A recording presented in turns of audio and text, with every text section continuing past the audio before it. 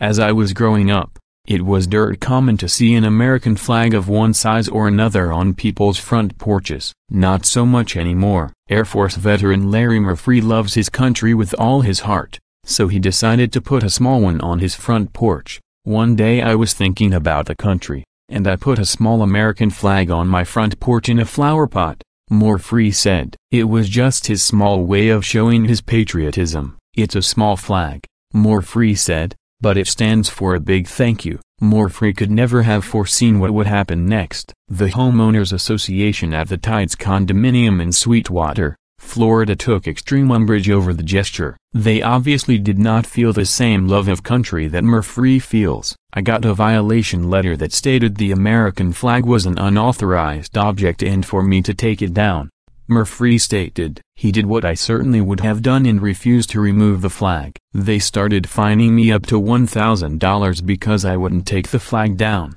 Murphree said. That's just abusive, offensive and ridiculous. It was a $100 a day fine. That's when I lost it, says Murphree. Murphree retained the services of Gus Saris, a well-versed attorney. We believe we have the right to display the American flag. We filed suit in federal court, Saris said. At one point, Saris said an agreement was met and it was decided the flag could be flown. They considered it a win. However, just a few months later, Saris says the HO changed the flag ordinance to a flower pot ordinance. Now, that's dirty pool. Somehow they recategorized it and started doing the same thing again, Saris said, which was the same flag, the same flower pot, the same dirt and the same plant. They decided they weren't going to regulate flags, but flower pots, says Saris. Some people call this the Larry Law.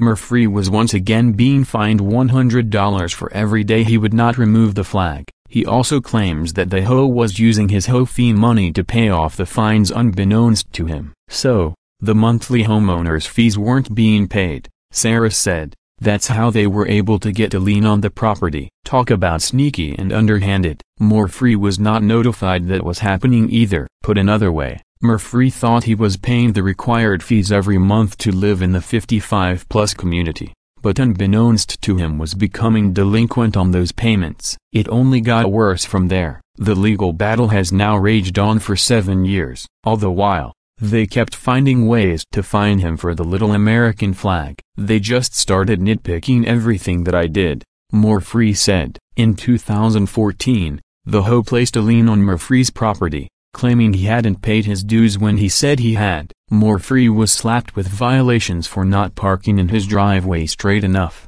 for having a snowflake Christmas window decoration up after Christmas and for putting solar lights up at Christmas, along with a whole list of other violations. Murphree claims these violations were a retaliation after they reached a settlement. They didn't like losing that case, and it got worse, and worse every day, he adds. Amidst the horrid harassment from his HO, Murphree was forced to sell his condo to avoid being foreclosed on. That's just so wrong. Sold my place at a tremendous loss and got out of here, he said. Even though Murphree got the heck out of there, his legal battle is still warring on. Somebody had to stand up and say, this is not right, Murphree said. Murphree and the HO are due back in court for a trial beginning next year, this time in state circuit court. Saris calls the whole ordeal insane and is seeking damages from the HO for infliction of emotional distress and breach of contract. Based on previous court records, the only thing the HO permits in a planter is foliage/plants/flowers. HOs are there to maintain the integrity,